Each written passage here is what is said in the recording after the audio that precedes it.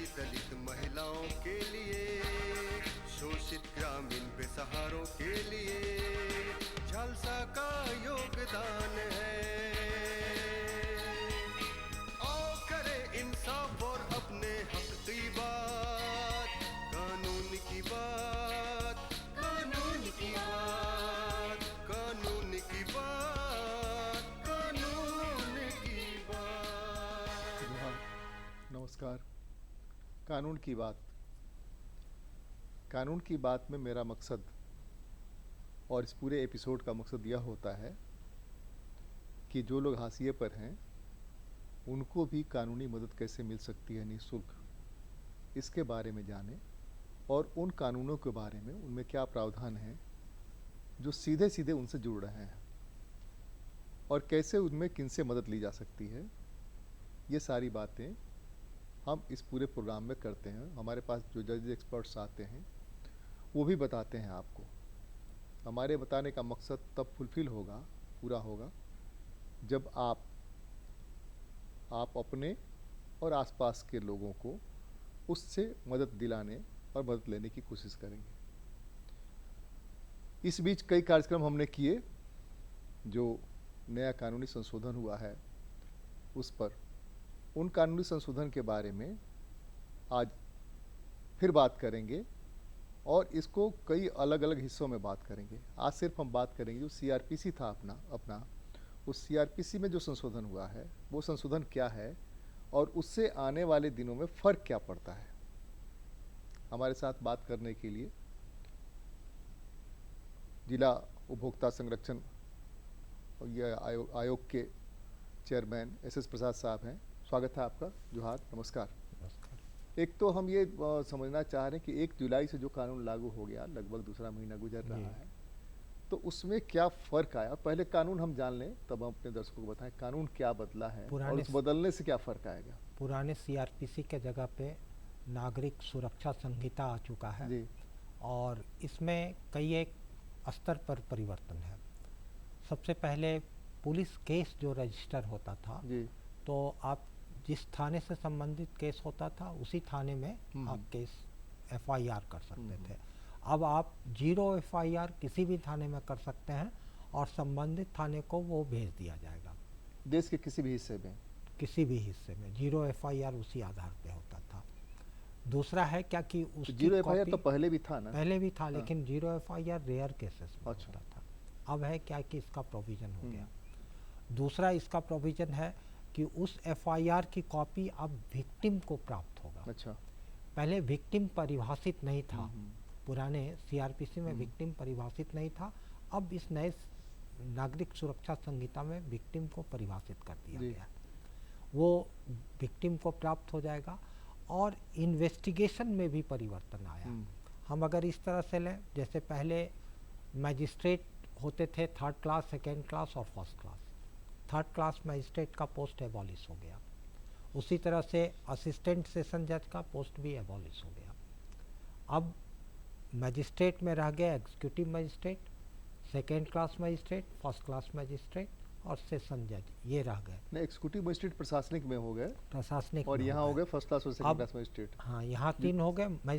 सबको पावर तो सीआरपीसी से ही आता है ना, इसलिए मैजिस्ट्रेट में उसको भी हम लोग रख रहे हैं, वहाँ हो गया। अब जो इन्वेस्टिगेशन की बात आती है, पहले पुलिस इन्वेस्टिगेशन करती थी और इन्वेस्टिगेशन के बाद उस पर अपना उसके सीनियर अधिकारी लोग अपना टिप्पणी दिया करते थे। अब है इन्वेस्टिगेशन के लिए एक डायरेक्टरेट प्रोसिक्यूशन के गठन का प्रावधान है उसमें। वैसे यहाँ भी डायरेक्टरेट प्रोसिक्यूशन चल रहा था और वो उन पर लायबिलिटी आ गया कि वो उसकी जांच करेंगे, अपील फाइल कराएंगे, वो सब डायरेक्टरेट प्रोसिक्यूशन के माध्यम से हो गया। तीसरा परिवर्तन हुआ कि धीरे धीरे हम लोग टेक्नोलॉजी की तरफ बढ़े हैं और सारे टेक्नोलॉजी को इसमें इंट्रोड्यूस कर दिया गया है। अब जितना आपका टेक्नोलॉजी से जो एविडेंस एकत्रित होता था उसके लिए एक अलग चैप्टर है और वो कोर्ट में आ जाएगा। चौथा परिवर्तन इसमें ये आ गया कि आप इन्वेस्टिगेशन के दौरान बहुत से जो रेप का केस है या और भी जघन्य जो अपराध है उसमें जहाँ कहीं भी आप इन्वेस्टिगेशन करते हैं उस इन्वेस्टिगेशन में आपको वीडियो रिकॉर्डिंग कराना अनिवार्य कर दिया गया है। अच्छा, फिर अगर यदि आप गवाही में आते हैं, वीडियो रिकॉर्डिंग कराना अनिवार्य मतलब कि दरोगा जी वीडियो रिकॉर्डिंग करने जाएंगे या उनके साथ कोई फोटोग्राफर जाएगा? दरोगा जी उसको फ़ोन से रिकॉर्ड करेंगे, हाँ, वीडियो अपने रिकॉर्ड फ़ोन कर से, लेंगे हाँ। और वो कोर्ट में आ जाएगा। ओके। उसके बाद आ गया कि ये जो गवाही वाही जो लिया जाता है, वो गवाही अगर नहीं गवाह आ सकता है कोर्ट में या कोई हॉस्टाइल हो तरह गया। की परेशानी है, तो हम गवाह का अटेंड मतलब गवाही जो पुलिस ले चुकी है, कोर्ट उसको समन करता है, समन पर नहीं आता है वो, तो कोर्ट केस को डिस्पोजल करेगा। नहीं, उस गवाही को मान लिया जाएगा कि नहीं, मानने की बात नहीं, उस केस को डिस्पोजल यहाँ अब है, उसके लिए केस रुका नहीं रहेगा। रुका नहीं रहेगा। पहले था क्या कि केस लंबे समय तक पेंडिंग रह जाता था, गवाह नहीं आ रहा है, गवाह नहीं आ रहा है, गवाह नहीं। अब उसको की ज़रूरत नहीं होगी। फिर परिवर्तन ये भी आया कि अब आपको जो सीनियर सिटीजन है या जो अशक्त है, विकलांग है, बहुत छोटा बच्चा है, उसको पहले जो बुला लेते थे थानेदार, थाना में आना है, गवाही देना है, वो नहीं कर सकता। अब उसको सुविधा के अनुसार, या महिला है उन लोगों के लिए भी यही प्रावधान है, 15 साल का बच्चा है उन लोगों के लिए वही प्रावधान है, और बेल जिसमें 3 साल तक की सज़ा है, बेल का भी प्रोविज़न बदल गया। आप एक बहुत पहले हम 2012 में एक किताब पढ़े थे, अरुण शौरी की लिखी हुई थी, अनीता गेट्स बेल, और उस अनीता गेट्स बेल में उनकी पत्नी अनीता को क्या परेशानी हुई थी छोटे से अपराध के लिए, उसका वर्णन उसमें किया है उन्होंने। वो अपंग थी और उनको काफ़ी परेशानी उठाना पड़ा था। अब उस तरह की परेशानियों से निजात दिला दिया गया। जहाँ तक नहीं, हम अपने दर्शकों को ये भी बताना चाहेंगे कि उन परेशानी से निजात कैसे दिलाया गया, अब मतलब क्या? उनको नहीं, अब उसमें बेल के लिए 3 साल तक जो सीनियर सिटीजन है उनको ज़रूरत नहीं है, अरेस्ट नहीं किया जा सकता। 3 साल में 3 सजा साल जितना, तक जिसमें सजा है हाँ, उसमें अरेस्ट नहीं किया हाँ, जा हाँ, सकता है हाँ, सीनियर हाँ, सिटीजन को। और उनकी गवाही अगर लेनी है तो पुलिस वहाँ खुद जाएगी, जाकर गवाही लेगी, या पुलिस उनकी उनको सुविधा उनके अनुसार? कन्वीनियंस के अनुसार गवाही लेगी, चली जाएगी उनके डेरा पर, वहाँ गवाही ले लेगा। थाने में बुलाने का प्रोविज़न नहीं है। उसी तरह से पहले रिमांड की जो अवधि होती थी, वो पहले के 15 दिन के लिए होता था। पुलिस कस्टडी में आया, 15 दिन के भीतर में रिमांड अवधि में पुलिस उसको अपने रिमांड में लेती थी और वो उससे पूछताछ करती थी। अब है क्या कि 2 तरह के केस है, जिसका इन्वेस्टिगेशन 60 दिन में पूरा होना है, कुछ का इन्वेस्टिगेशन 90 दिन में पूरा होना है। अब इस 60 दिन और 90 दिन के बीच में किसी भी समय में वो 15 दिन के लिए पुलिस रिमांड पर ले सकती है पुलिस। ठीक है। इससे पुलिस के इन्वेस्टिगेशन में फ़ायदा हो गया। फिर और है क्या कि कितने दिन में वो केस को इन्वेस्टिगेट करके कंप्लीट करेगा। पहले वो इन्वेस्टिगेट करता था, इन्वेस्टिगेशन का मॉनिटरिंग सिर्फ उसके सीनियर ऑफिसर करते थे। अब है क्या कि इन्वेस्टिगेशन का मॉनिटरिंग कोर्ट के हाथ में भी आ गया। कोर्ट उसको हर फोर्टनाइट में कोर्ट को उसको बताना होगा। पहले सिर्फ वो एफआईआर भेजता था पुलिस, अब उसको एफआईआर के साथ हर 15 दिन के बाद क्या काम हुआ है इसके लिए उसको केस डायरी भी भेजना। ये एक परिवर्तन हो गया। फिर टाइम बाउंड हो गया, हर मामला टाइम बाउंड हो गया कि आपको 30 दिन में यह काम करना है, 60 दिन में ये काम करना है, जिससे स्पीडी डिस्पोजल हो सके, उस सब का प्रावधान हो 2 गया। चीज़, जैसे कि बहुत सारी फिल्में बन चुकी हैं, तारीख पे तारीख, तारीख पर तारीख, तारीख पर तारीख, और बहुत सारे मामले जो आपने भी डील किए हैं, पुष्पालन घोटाले से लेकर इस घोटालों के बहुत सारे मामले आए हैं जो 16 साल, 20 साल, 25 साल अभी भी चल ही रहे हैं। बहुत सारे मामले हैं जो अभी चल ही रहे हैं। जी। तो कोई टाइम फ्रेम बना क्या कि इतने दिनों में? ये टाइम फ्रेम बना। क्या टाइम फ्रेम? टाइम फ्रेम बना है, जैसे आपके पास में डिस्चार्ज का पिटीशन आया, डिस्चार्ज पिटीशन आपको 60 दिन में डिस्पोजल कर देना, चार्ज आपको 60 दिन के भीतर फ्रेम कर देना। तो ये एक टाइम फ्रेम्ड हो गया कि आपको इतने दिन के भीतर ये काम कर देना। उसी तरह से अब जैसे बहुत से केस में जिसमें सरकारी पदाधिकारी के ऊपर केस होता था और कॉग्निजेंस पेंडिंग इसलिए रहता था कि परमिशन नहीं मिलता था, कि सैंक्शन नहीं मिलता था। अब उस सैंक्शन के लिए है कि उनको 60 दिन का समय दे दिया गया। 60 दिन के भीतर अगर वो सैंक्शन नहीं करते हैं तो मान लिया जाएगा कि सैंक्शन हो गया और कॉग्निजेंस हो जाएगा। उसी तरह से अब है क्या कि पुलिस अगर यदि किसी को गिरफ्तार नहीं कर रही है, चार्जशीट नहीं आता था।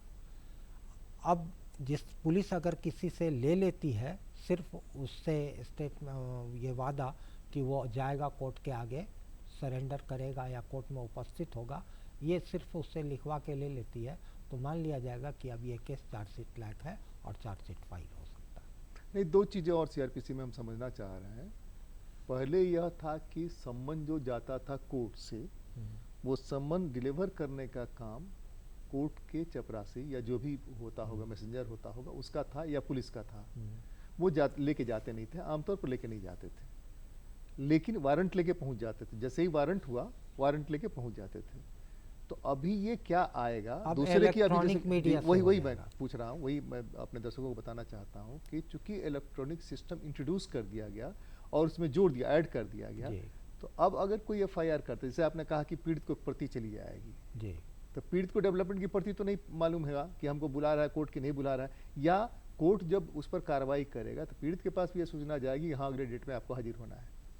पीड़ित को चार्जशीट के बाद आना होता है, लेकिन अब ये जो एक्यूज्ड का या गवाह का स्टेटमेंट लेना हो, तो उसके लिए जो सम्मन होता था, आप जो सम्मन पर पूछे हैं, वो सम्मन कोर्ट का जाता था पहले, और उसके कोर्ट के प्यादा के थ्रू हो जाए या फिर पुलिस के थ्रू उसको सर्व किया जाए।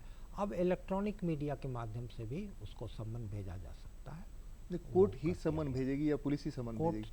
पुलिस अपना इन्वेस्टिगेशन के दौरान तो पुलिस बुलाती है। नहीं, पुलिस तो बुलाएगी, पुलिस नोटिस कोर्ट वाले काम के लिए हम कह रहे हैं। कोर्ट के काम के लिए कोर्ट का इलेक्ट्रॉनिक मीडिया से जाएगा। दूसरे हम जानना चाह रहे हैं कि पुलिस पहले भी समय लेती थी यह कह करके कि ये ऐसा है, हमारे पास हैंड्स नहीं है इसलिए हम नहीं कर पाए। आज भी पुलिस का संख्या वही है। वैसी स्थिति में फिर वो समय मांगेंगे, तब समय देने की गुंजाइश कितनी बचती? अब आप एंटीसिपेट जो कर रहे हैं, कोई भी कानून आता है तो इसके लिए आमंड का एक इनपुट आउटपुट थ्योरी है। इनपुट आउटपुट थ्योरी में है कि कोई भी एक्ट आया, एक्ट आने के बाद उसको इम्प्लीमेंट करके कोर्ट में डाला गया, कोर्ट के पास आ गया, उसमें क्या हो रहा है उसके हिसाब से देखा जाए, क्या उसका आउटपुट आता है, रिजल्टेंट उसका क्या है, उस आधार पर कहा जाएगा कि क्या कठिनाई आई, और फिर उसमें जो रिक्वायर्ड अमेंडमेंट है वो होगा। तो अभी तो ये जस्ट आया है, कुछ समय तो आपको इंतज़ार करना होगा कि क्या इसमें परेशानी आती है। जो प्रैक्टिकल डिफ़िकल्टी होगी उसको सॉल्व करने के लिए कोर्ट के पास डिस्क्रेशनरी पावर पहले भी था, अब भी है। तो डिस्क्रेशन का उपयोग कोर्ट किस तरह से करता है, ये आपको कोर्ट पर डिपेंड करेगा, परिस्थितियों पर डिपेंड करेगा, कुछ दिनों में देखने को मिल जाएगा। क्योंकि अब जो इसमें आप इस तरह से समझिए कि अभी तक हम लोगों का जो सीआरपीसी था, अक्सर लोग कहा करते थे कि ये पुलिस स्टेट का कानून है, लेकिन अब जो आपका ये नया संशोधन आया है, नया एक्ट आ गया है, इस नए एक्ट में ये पुलिस को काफ़ी फैमिलियर बनाने का प्रयास किया गया है, और पुलिस पे एक डेमोक्रेटिक स्टेट के जो पुलिस का कर्तव्य होता है, लगभग उस तरह का कर्तव्य है। पहले बहुत से हम अपने खुद का अनुभव बता रहे हैं कि कोर्ट में प्राय लोग इन्फॉर्मेटरी पिटीशन डालते थे कि हमारा वो आदमी मिसिंग है, नहीं मिल रहा है, सूचना देते थे। अब आपके कोर्ट में ये थाना में एक एएसआई इसी के लिए डेपुटेड होगा, जो आपका किसी भी तरह का कोई परेशानी हो, कोई जानकारी आप लेना चाहते हो तो वो जानकारी देगा। पहले जो बच्चों को परेशानी होता था, 15 साल तक के लड़कों को, लड़कियों को या बुजुर्गों को जो परेशानी होता था, उस परेशानी से बचाने के लिए प्रावधान आ गया। इससे पूरे के पूरे न्यायिक प्रक्रिया में फर्क क्या आएगा और न्याय जल्दी से जल्दी मिले? क्योंकि आप ही कहते हैं, यानी कि कानून कहता है कि लेट से न्याय होना, न्याय का कोई अर्थ नहीं रह जाता है। तो ऐसी स्थिति में फर्क क्या पड़ेगा, ये हम अपने दर्शकों को समझाना चाहते हैं। तो और मैंने हमारे दर्शक जो हैं, जो विक्टिम हो सकते हैं आने वाले दिनों में या होंगे, तो वैसी स्थिति में उनको क्या करना चाहिए और कैसे प्रोसेस में जाना चाहिए? जैसे आप बोले कि justice delayed is justice denied, उसी तरह से ये भी कहा जाता था justice hurried is justice buried. तो अब सब चीज में तो बैलेंस है। हाँ, हरी बरी अब है और क्या कि बहुत से ऐसे मामले हुए हैं जिसमें कि एक दिन में ट्रायल कंक्लूड कर दिया गया, तो उस पर भी माननीय सुप्रीम कोर्ट का हुआ कि नहीं ये गलत है, ऐसा नहीं होना। हाई कोर्ट का, सुप्रीम कोर्ट का है। आप प्रॉपर अपॉर्चुनिटी बक्सर वगैरह का हमको याद है कि एक दिन में उस शायद रेप का केस था, उसी दिन वेरी सेम डे उसको पनिशमेंट दे दिया है, तो बक्सर यारा का कोई केस तो आप प्रॉपर अपॉर्चुनिटी तो दीजिएगा ही, एक्यूज्ड को भी प्रॉपर अपॉर्चुनिटी होना चाहिए, और जो फंडामेंटल राइट्स है, ह्यूमन राइट्स है, उस सब का ख्याल रखना होता है। लेकिन ये जो नया आया है सिस्टम में, आप व्यक्ति वही होता है, जो जजेज होंगे वही होंगे, जो पुलिस थी वही रहेगी पुलिस। सिस्टम बदलता है कानून से, और जैसे ही कानून बदलता है, पहले बिल में लोगों को लगा करता था कि बिल हम क्यों देंगे, हमसे ऊपर के अधिकारी देंगे। इसको आप इस तरह से समझिए कि कोर्ट कोई निर्णय लेता है, जजमेंट या ऑर्डर पास जो करता है वो एक निर्णय की प्रक्रिया है। आप अपने घर में कोई वस्तु खरीदने का निर्णय लेते हैं तो आप कई एक लोगों से सलाह लेते हैं, उसके बाद कोई निर्णय लेते हैं, और चाहते हैं कि मेरे ऊपर किसी तरह का कोई ब्लेम, उत्तरदायित्व तो नहीं आए। यहाँ पर कोर्ट में भी इसी तरह का था कि हमको कम से कम नहीं निर्णय लेना पड़े, कम निर्णय लेना पड़े। अब जब आप ऐसी सुविधा दे देते हैं कि आपके निर्णय के लिए आपको किन किन परिस्थितियों में उत्तरदायी ठहराया जाएगा, वो जब आ जाता है क्लियर कट, तो लोग निर्भीक हो जाते हैं। और जजों के लिए निर्भीक होना बहुत आवश्यक है। अगर वो निर्भीक हैं तो ही सही न्याय कर सकेंगे और उचित समय पर। तो इस कानून से ये निर्भीक उनको बनाने का काफ़ी प्रयास किया गया। नहीं, आपने अभी एक किताब को उदाहरण दिया कि अनीता गेट्स बेल। जी, ये बेल जो है सर्वोच्च न्यायालय का, अगर पिछले 1.5 महीने में देख लीजिए जब से लागू हुआ ये कानून, हर बार सर्वोच्च न्यायालय कहती है कि बेल उसका राइट बनता है। जी, आप बेल दीजिए अपने स्तर पर, जो अभी आप कह रहे थे, बेल को ऊपर मत ठेल जी। दीजिए, वहाँ जाएगा वहाँ जाएगा वहाँ जाएगा, उसमें दौड़ता रहे। तो उसका जो ह्यूमन राइट्स है, या राइट टू लाइफ है, right to speech, fundamental right, वो सब का हरण हो रहा है। आप उसको बेमतलब का बंद किए हुए हैं। तो वैसी स्थिति में अब ये जो संशोधन हुआ, उस संशोधन में फर्क क्या आएगा? अब बिल किस परिस्थिति में दे देना है, किस में नहीं, वो तो पहले से आप ट्रेनिंग दी गई है। नहीं, आपको तो ट्रेनिंग दी गई है। पहले बिल की परिभाषा थी, bill is discretion of the court. ठीक है, वो बिल परिभाषित नहीं था। ठीक है। इस एक्ट में बिल परिभाषित अभी क्या है? परिभाषा उसकी किताब में दे दी गई है। क्या है उससे क्या फर्क अब पड़ेगा? आपको किस किस तरह से बिल दे देना है, उस कंसिडरेशन आसान नहीं, यह भी है कि इस एक्ट के तहत इस तरह वो के तो बेलेबल नॉन बेलेबल सेक्शन तो है ही। नहीं, first class second class magistrate का जो प्रोविजन है और डिस्ट्रिक्ट जज का प्रोविजन है, तो वहाँ वो इस तरह का बेल होगा, वहाँ इस तरह का बेल होगा। पहले भी इस तरह का था बेल का। बेल का जो डिस्क्रेशन है, वो डिस्क्रेशनरी पावर समाप्त नहीं हुआ है, लेकिन इंक्लिनेशन बदल दिया गया। इंक्लिनेशन बदल दिया गया। और आप देखिए, अभी आप जाइए, अगर कोर्ट में आप जाते हो, अगर देखिए तो आप देखिए मैजिस्ट्रेटियल लेवल पर काफ़ी बेल प्राप्त हो रहा है। अब बेल आसान है, और डिस्पोजल का रेट भी बढ़ा है। रांची, जहाँ तक रांची जजशिप की बात हम कहें, रांची जजशिप में डिस्पोजल का भी रेट बढ़ा है, बेल का भी रेट बढ़ा है। आप कैसा कानून लाते हैं और किस तरह से अपने लोगों को एडुकेट करते हैं, ट्रेन करते हैं, उसके आधार पर निर्भर करेगा आपका काम, और उस दिशा में ये बहुत अच्छा प्रयास है। नहीं, बहुत तरह ये लोग जो हैं ऑथोरिटी अधिकारी जो हैं या मजिस्ट्रेट्स जो हैं, जो आप कह रहे थे, उसको थोड़ा सा हमारी ईमानदारी बची रहे, हम पर कोई ब्लेम नहीं है, हम पर कोई उंगली नहीं उठाए। इस मामले में अगर देंगे तो लोग ऐसा कहेंगे, इस मामले में देंगे तो लोग ऐसा कहेंगे। इसलिए बहुत सारे अधिकारी जो IAS बन करके, IPS बन करके काम ही नहीं करते हैं। मजिस्ट्रेट्स आए, ठीक है भाई, हम दे देते हैं, अब जाइए ऊपर जाइए ना भाई, आपको जल्दी चाहिए ना, जल्दी हमने रिजेक्ट कर दिया, अब जाइए ऊपर में जाकर के बिल के प्ली करिए। तो ये जो अकाउंटेबिलिटी पहले से है, सर्विस में अकाउंटेबिलिटी फिक्स है कि आपको इसी के लिए काम के लिए दिया गया ना भाई, वहाँ जजी जाकर करिए, आप जाकर के वहाँ पर लोगों का विकास करिए, विधि व्यवस्था मेंटेन करिए। वो आप नहीं कर रहे हैं कि नहीं, ADM साहब आएंगे, हम डिप्टी कलेक्टर हैं तो हम कैसे करेंगे, ADM साहब आएंगे हमको कहेंगे, या DC साहब आएंगे तब कहेंगे, तब जाकर के होगा। उन लोगों की बात मेरे लिए करना उचित नहीं। दोनों को हम जोड़ रहे हैं, हम जोड़ रहे हैं कि अकाउंटेबिलिटी तो पहले से है ना। मैं आपको इस एक्ट से संबंधित बात बता सकता हूँ। जी। इस एक्ट में जहाँ तक जुडिशियल ऑफिसर्स की बात है, जुडिशियल ऑफिसर्स अमूमन अपने लायबिलिटी को टालते नहीं हैं। ये मेरा व्यक्तिगत अनुभव भी है। अभी जैसे हम कंज्यूमर फोरम में हैं, कंज्यूमर फोरम में हमारे यहाँ बहुत पुराने केसेस हैं। अभी हम पर डे 2 कंटेस्टेड केस करते हैं डिस्पोजल। तो है क्या कि ये हमको कोई कहता नहीं है कि आप इतना काम कीजिए, उतना काम कीजिए, वो तो सेल्फ कॉन्शसनेस है लोगों का। तो ये जुडिशरी में ये चीज़ है, हम लोगों के यहाँ आप 10:30 बजे से 4:30 बजे तक कोर्ट चल रहा है, उस बीच में कौन काम किए नहीं काम किए उसका पूरा रजिस्टर होता है, क्यों नहीं किए उसका कारण लिखा होता है। इसलिए वो बात नहीं है, प्रॉपर काम आए और प्रॉपर डिस्पोजल हो, इसका ध्यान रखा जाता है। एक्ट जो है आपके एटीट्यूड में परिवर्तन ला देता है।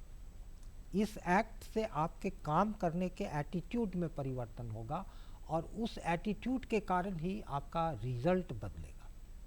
इसमें बहुत सारे सेक्शंस भी बदल गए होंगे, धाराएं हाँ, बदल गई होंगी। धाराएं बदल गई है। अब आप जिसको 173 में पहले चार्जशीट आता था, अब उसमें नहीं है। कॉरेस्पॉन्डिंग सेक्शन आपको किताब में मिल जाता है, उसके आधार पर आप काम कर लीजिएगा। सेक्शन बदले हैं, प्रोविज़न का जो है उसको टाइम फ्रेम किया गया है। थोड़ा एक और चीज़ हम अधिकतम। समझना चाहते हैं, अपने दर्शकों को समझाना भी चाहते हैं कि 1 जुलाई के पहले जिस सेक्शंस में मामले आए थे, वो मामले उसी सेक्शंस में निस्तारित पुराने होंगे, सीआरपीसी में चलेंगे वो उसी में चलेंगे और उसी में निस्तारित होंगे। जी, और ये जो है नया 1 जुलाई के बाद जितने केस लॉज हो रहे हैं, वो जितने सब केस- इसमें चलेगा। हम्म, इसके लिए उसमें रिपील प्रोविज़न होता है कि इसको रिपील कर दिया गया है और रिपीलमेंट जो है वो 1 जुलाई से लागू होगा। उसके पहले का जितना भी मामला होगा वो पुराने 1973 के सीआरपीसी के अनुसार चलेगा। ये सीबीआई के बहुत सारे केसेस में आता था कि हम पकड़े हैं तो ये इसको ऐसे पढ़ा जाए, ऐसा है क्या? वो केसेस जो पकड़े गए लोग, जब जेल जी। भेजा जाता था है कि भ्रष्टाचार के केस में हम पकड़े, हाँ। है ना, तो धारा ये और इसको इस तरह से पढ़ा जाए, ये भी जुड़ा रेड होता विथ था। पहले था क्या कि कोई सेक्शन जैसे सेक्शन अभी आ रहा है, मान सेक्शन लीजिए है, हाँ, जैसे उसको होता था क्या कि सेक्शन 379 हाँ, या सेक्शन और कुछ रहा red with section 19 anti corruption act, हाँ। ये सब है। अब है क्या कि इसमें जो नया आ गया नागरिक सुरक्षा संहिता, इसमें है क्या कि जहाँ स्पेशल एक्ट है वहाँ पर अब जो पेनल कोड का सेक्शन होगा वो लागू नहीं होगा। स्पेशल एक्ट तो जहाँ जजेस को है, दिक्कत नहीं होगी? कोई दिक्कत नहीं होगी, हैं? कोई दिक्कत नहीं। मतलब यहाँ हॉल- स्पेशल एक्ट है। अब जैसे बालू है, हाँ, बालू उठाव के लिए एक्ट आ गया है, अब उसमें 379 भी आप यहाँ Implement लगा कर- देती थी, पुलिस लगा देती थी। अब है क्या कि इस नए कानून के अनुसार आप थेफ्ट के केसेस को उसमें नहीं ला पाइएगा। स्पेशल एक्ट है, वो स्पेशल एक्ट में ही जाएगा। इससे न्याय मिलने में कितनी सुविधा होगी? न्याय त्वरित होगा, असल चीज वही है कि न्याय त्वरित होगा। और जहाँ तक मेरे समझ में किसकी आया है, भूमिका ज्यादा बदलेगी इस पूरी प्रक्रिया में? जो नया पुलिस की संशोधन- भूमिका काफ़ी बदल चुकी होगी। मैं नए सिरे से ट्रेन करना पड़ेगा उन लोगों को। हाँ, यस, इसमें पुलिस ट्रेनिंग अति आवश्यक हो जाएगा। पुलिस को नए सिरे से ट्रेन करना होगा। उनको ह्यूमन राइट्स के प्रति ज़्यादा जागरूक बना दिया गया है कि वो ह्यूमन राइट का कदर करें। और हमको तो समझ में आया नए नागरिक सुरक्षा संहिता में कि ये ह्यूमन राइट को ध्यान में रखकर ही बनाया गया। जिससे इसको परिभाषित करें आप। जैसे पहले था क्या कि बहुत से लोगों को पुलिस यूं ही बुला के थाना में बैठा सकती थी, पूछ सकती थी, वो ख़त्म हो गया। दूसरा कि अब अरेस्ट करने की जो 109 था प्रक्रिया है, पहले, हमको जहाँ तक याद है। हम लोग कई बार 109 में बंद हुए, इसलिए हमको 109 याद है। 109 लॉ एंड ऑर्डर का था, उसमें एक्सिक्यूटिव संदेह के आधार पर, हाँ, एक्सिक्यूटिव मजिस्ट्रेट को पावर था, पुलिस उसका उपयोग करती थी। वो उससे ज़्यादा गंभीर मामला आ जाता था जहाँ कोई अपराध घटित हो जाता है, तो अपराध घटित नहीं हो इसके लिए 109 है। लेकिन जहाँ अपराध घटित हो गया उसके बाद का जो प्रक्रिया है वो कोर्ट में डील होता है। उसमें पुलिस के पास इन्वेस्टिगेशन में पुलिस के पास जो था परेशान करने का जो बहुत सा मामला आता था, उससे बचाव का तरीका इसमें अपनाया गया। अब बचाव का अंतिम वो सवाल है हमारा, बचाव जो है अगर इस मामले में भी किसी को लगता है तो बचाव के लिए कहाँ किसके पास जाए? जैसे अब वो मजिस्ट्रेट के पास जा सकता है, कंप्लेंट करने का अभी भी प्रोविज़न है कि अगर पुलिस केस नहीं हुआ है तो कंप्लेंट केस ला सकता है। दूसरा, इस कंप्लेंट केस में पहले समझ लीजिए कि कहीं किसी अधिकारी के विरुद्ध आप केस करते थे तो सैंक्शन के लिए आपका मामला सालों पड़ा रहता था। अभी भी कई सारे मामले पड़े हुए होंगे। लेकिन अब अगर कंप्लेंट के माध्यम से भी कोई केस आता है अधिकारी के विरुद्ध, सैंक्शन के विरुद्ध, अब उसमें वो उसके सुपीरियर अधिकारी से पुलिस वाले लोग जाएंगे या व्यक्ति जाएगा या कोर्ट पूछ सकता है, और सैंक्शन 60 दिन के भीतर नहीं आता है तो स्वतः सैंक्शन हो जाएगा। ये सब काफ़ी मामले हैं ऐसे जिसमें कि लोगों को आसान हो जाएगा। लेकिन कुछ सुरक्षा भी दिया गया है अधिकारियों के लिए कि उनके सुपीरियर अधिकारी से पूछताछ के ही उनके विरुद्ध कोई मामला पुलिस लेगी। नहीं तो सैंक्शन है कि नहीं उसमें? सैंक्शन का प्रोविजन तो है, रहेगा। हाँ। लेकिन सुपीरियर अधिकारी से पूछताछ के लिए कोई समय निर्धारित नहीं है, कितने समय में हाँ, उनसे वो पुलिस को हर काम के लिए एक समय टाइम दिया गया कि उसको इतने दिन में ये काम कर लेना। कानून की बात में आज तो बस इतना ही। अगली बार मिलते हैं तो इसके जो बाकी एपिसोड हैं उस पर चर्चा करेंगे, और जो नए संशोधन है वो थोड़ा समझने में समय लगेगा, लेकिन इसका मकसद सिर्फ और सिर्फ यह है कि आपको न्याय जल्द से जल्द मिले और वो कहावत ख़त्म हो कि देर से न्याय मिलना अन्याय के बराबर है। आप सबको जोहार, नमस्कार, बहुत बहुत धन्यवाद।